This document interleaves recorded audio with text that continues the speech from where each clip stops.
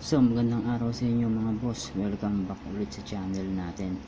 Meron lang akong gustong i-share sa inyo na problema sa ating mga motor. So ayun yung pinakaayaw nating mga rider, yung hard starting. So pag ganong hard starting yung motor mo is napaka-hassle talaga yan, lalong lalo na sa mga barako user at saka mga TMX user, yung mga ganitong makina, yung pushrod type. Ang una nyong dapat i-check is yung medyo madali lang i-troubleshoot muna. So unang gawin nyo, i-check nyo muna kung may kuryente. So unang gagawin nyo, tanggalin nyo itong pop.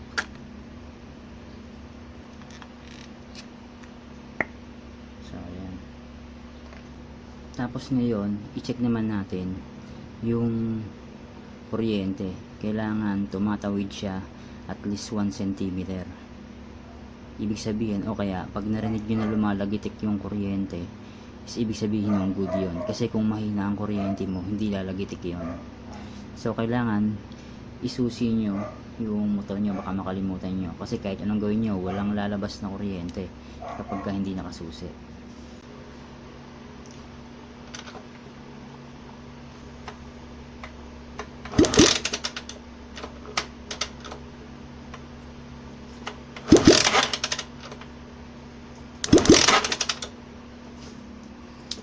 Meron siyang kuryente. Ngayon naman, i-check natin yung compression. Sa pag-check ng compression, so kinakailangan lang nating tanggalin itong spark plug. So ayan mga boss, natanggal natin yung spark plug. So ang gawin natin is patayin natin yung ignition switch kasi baka makuryente tayo dito. Ngayon ang gawin natin, takpan natin to ng hinlalaki. Dapat merong pressure na lalabas dyan na hindi mo siya kayang pigilan yung pressure.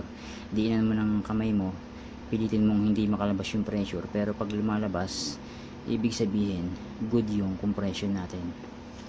Takpan natin, tapos padyakan natin.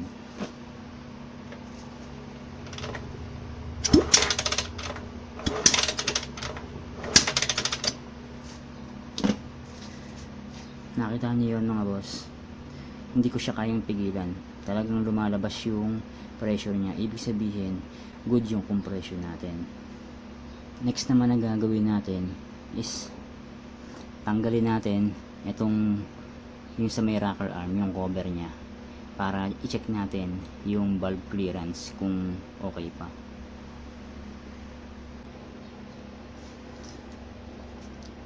So ngayon i-check natin yung clearance niya kung okay pa, yung tamang clearance.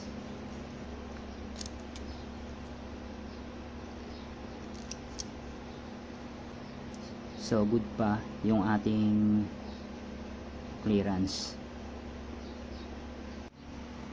So ayan, good pa yung kuryente natin, good yung ating compression, good din yung ating valve clearance. So ngayon make sure na yung carburetor mo is nalinisan mo na. Kailangan malinis na malinis yan. So meron akong video niyan sa channel ko, panoorin nyo na lang. So ang naging problema niya mga boss is itong intake manifold. Kaya kung makikita nyo, bago lang siya. So hindi ko siya napansin na nasa intake manifold pala yung may problema, singaw na. So papakita ko sa inyo. So kaya pala siya hard starting, kasi nga is itong manifold meron na siya mga crack, singaw na siya. Kaya pala may kuryente naman, may compression, tsaka merong tama pa naman yung clearance niya, yung carburetor malinis, pero hard starting siya. Napansin ko butas na yung may crack na yung intake manifold, kaya pala ayaw niyang umistart. So ngayon pinalitan ko siya ng bago, nag-okay na siya, hindi na siya hard starting. Siguro mga 2 kick, 1 kick na under na. So ayan, kita niyo mga boss, ayan nagkakrak na siya. Ayan. Kaya pala siya hard starting na. Tapos yung loob niya para siyang nasunog na goma yung loob niya. Ayan. So sana sa video to mga boss, meron kayong napulot na kaalaman para ma-i-apply nyo sa sarili nyong motor, sa mga 4-stroke nyong motor.